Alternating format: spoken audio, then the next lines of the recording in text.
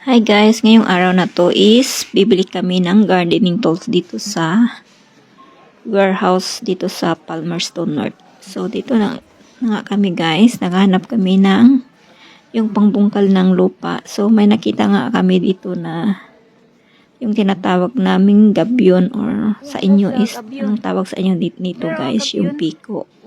Pangbungkal ng lupa. Or do you want this one? Like that? Like you had before? Oh, like that. I don't like it. Yeah, good. Where the one before I buy? Like this, oh. But it's small. You got this one? No, I don't like it. This one? Ito na nga kami guys. Tumingin-tingin muna kami sa iba. Baka makakita pa kami ng mas magandang piko dito sa warehouse. So, naglibot-libot muna kami at nagtingin-tingin kami kung saan ba yung nabili namin noon na magandang piko. Pangbungkal kasi yun ng lupa guys kasi mag-garden kami. So, bago yan, dito nga kami na tumaan sa mga tools, papunta kami sa garden kasi bibili din kami ng pangtanim na mga gulay guys. So dito nga guys, nagtingin-tingin muna kami ng mga gardening tools at saka bumili na rin kami ng fertilizer at saka yung pang-spray ng aming garden na pesticide. So ito nga yung mga paninda nila dito guys na hanging plant, na panghanging plant sa mga bulaklak. So, yan nga yung mga presyuhan guys. So, isang piraso is $29, $30, $16, $17. So, yung $30 guys, yung puti na yan is $1,000 yung isang piraso. Sabi ko, mahal naman dito guys. Yung mga pang ano na pat, samantalang sa atin, 300 oh. Mabili ka na ng 100. So, dito na nga kami sa mga paninda na mga seedling na gulay guys. So, bimili nga kami ng broccoli, cauliflower, at saka yung cabbage na green at saka red. So, yung pinangbili naming mga seedling guys is good for winter na pananim. Kasi nga, coming winter na kasi guys. So, yung binili naming mga pang garden na mga gulay is pwedeng mabuhay kahit sa winter. So, yung napili nga namin is yung cauliflower at saka yung broccoli at saka cabbage at saka yung kale. At yung iba naman is yung bok choy, baksoy, yung pichay na green ba guys. So, yan na nga guys, namili na kami. So, tuwang-tuwa ako dito guys kasi binilhan niya ako ng mga gulay na pangtanim ko. Habang nag-aantay ako na makahanap ng trabaho guys. So, ang sabi ko nga sa kanya, mag-garden muna ako para may pang-ulam kami habang nag-aantay ako ng trabaho dito sa New Zealand.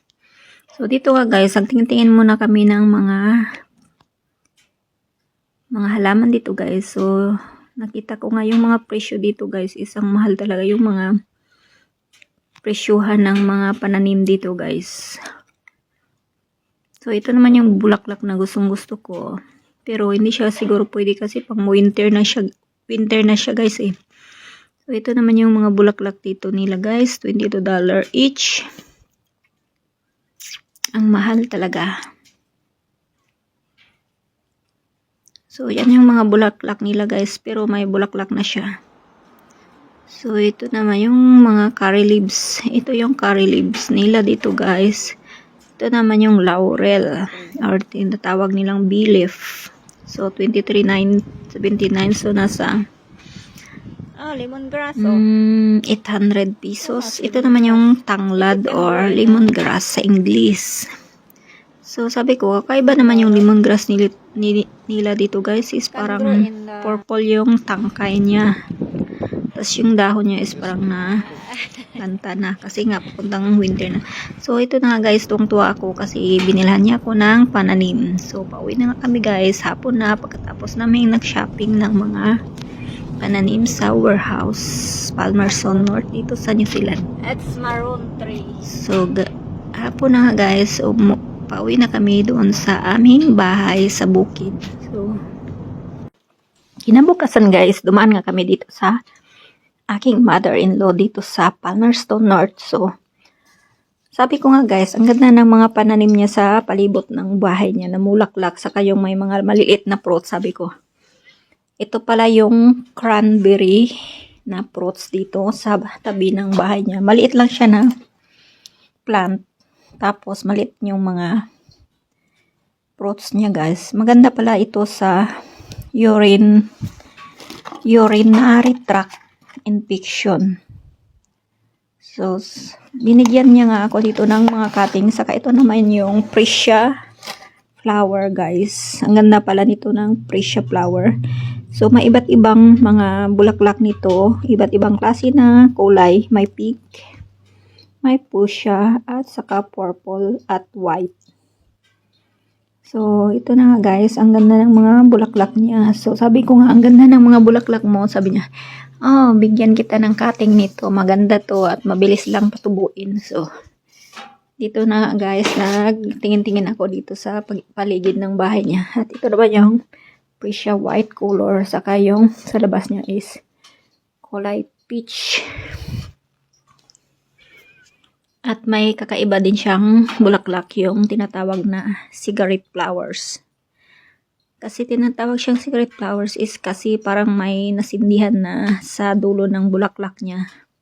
Para talaga yung siyang sigarilyo guys.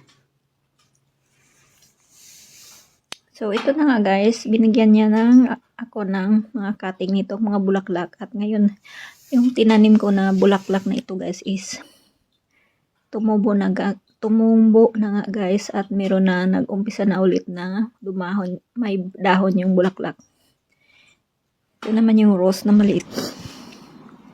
So ito pala yung cigarette flowers guys. Tingnan yung mabuti, yung sa dulo ng flowers is parang sinindihan na sigarilyo. Kasi parang may ano guys, may puti sa dulo. Ayan, ang cute pala nito guys. Ang liliit lang siya pero napaka-attractive tingnan. So, ito naman yung ibang klase na freesia flower. So, ito pala yung single freesia, like red color. Color red. Ito naman yung cigarette flowers, color red at may white sa dulo.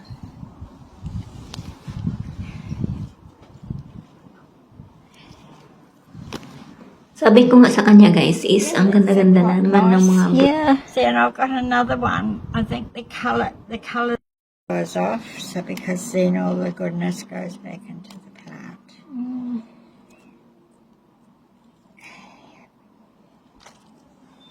You want one of these as well? Yes, one please. of the white ones. mother-in-law kasi napakabait mo at binigyan mo ako ng mga bulaklak na gusto kong itanim. So, ito na nga yung pinakagusto kong bulaklak sa lahat ng freesia is double freesia saka double color. Yung sa loob niya is fuchsia pink na may pagka-purple at white sa labas. So, salamat naman at binigyan niya ako ng mga bulaklak ng nagustuhan ko sa paligid ng kanyang bahay. So, papauwi na kami nito guys at habang kami ay papauwi, binidyohan ko nga yung aming dinaanan. Kasi kakaiba yung mga punong kahoy dito pag autumn. So, papunta na nga kayo ngayon sa winter guys. Kaya ang mga punong kahoy dito guys is yung mga dahon nila is kakaiba na yung mga kulay kasi nga maglalagas na yung mga dahon nila guys. Kaya ganyan na yung mga kulay. May orange, purple at saka green. So, hanggang dito na lang guys. Kung nagustuhan nyo yung video ko is please papalo naman at pa-like. Thank you for watching. Hanggang sa sunod. Bye-bye!